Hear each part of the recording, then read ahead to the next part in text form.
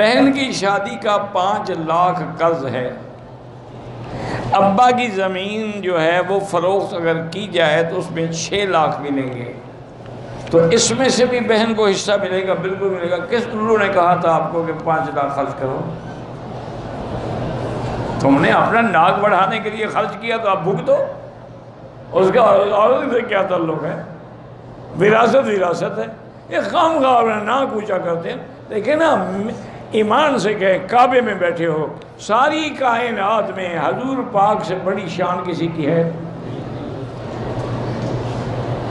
پتہ ہے حضور کی جب شادی ہوئی نا تو حضور پاک نے صحابہ سے کہا کہ بھئی آج ایسا کرنا کہ ہر آدمی کے گھر میں جو کچھ پکا ہوا ہے نا کھانا، جو بھی ہو، وہ سب لے آؤ دسترخوان پہ، یہاں مسجد میں بیٹھ کے کھائیں گے۔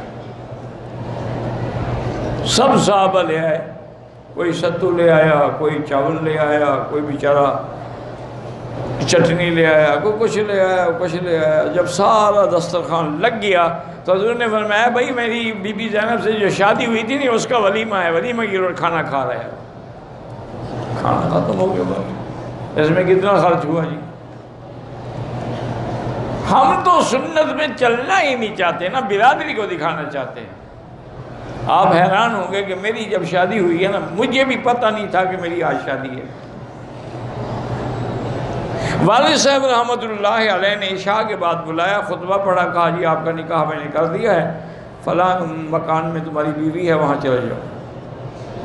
بس میں نے، میرے پاس اس وقت یعنی عام کپڑے جو تھے وہ بھی یعنی کپڑے بھی نہیں پہننے کے بھی، چلو شادی کے دن بندہ پہنتا ہے۔ ساری برادری ناراض ہو گئی، چونکہ بہت بڑی برادری ہے نا ہماری۔ انہوں نے کہا ہم بائیکاٹ کرتے ہیں مولانا خیر محمد صاحب سے۔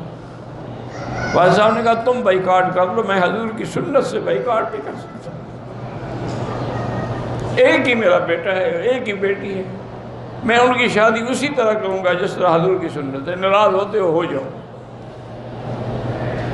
تو اللہ کے بندے، جب تم خود بے وقوفیاں کرتے ہو تو اس کا کیا علاج ہے؟ جتنا اللہ توفیق دے۔ اچھا لڑکی والوں کو تو جو جہیز دیں، جو توفیق کو دے دو۔ یہ تو نہیں نا کہ نہیں یہ بھی دو، یہ بھی دو، یہ مطالبہ کرتے ہیں نا، وہ تو بالکل حرام کھاتے ہیں، ڈاکہ مارتے ہیں۔ ظلم ہے کہا جائے کہ لڑکی تب لیں گے جب فلاں چیز ہمیں دو گے، کار لے کے دو، ہمیں فریج دے کے دو، ہمیں واشنگ مشین لے کے دو۔ کیا ہے؟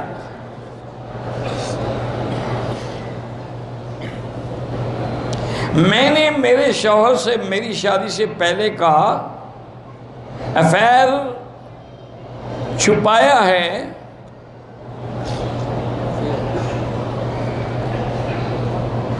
پتہ نہیں کیا افیئر چھپایا، پہلے آپ کہیں اور عشق فرماتی تھیں اور خاوند کو نہیں بتایا، پھر نہ ہی بتانا ہے انشاءاللہ، ورنہ طلاق لے کے گھر جاؤ۔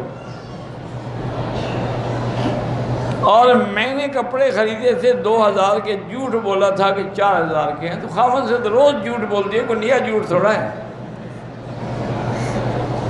عورت کا کام ہی جھوٹ بولنا ہے۔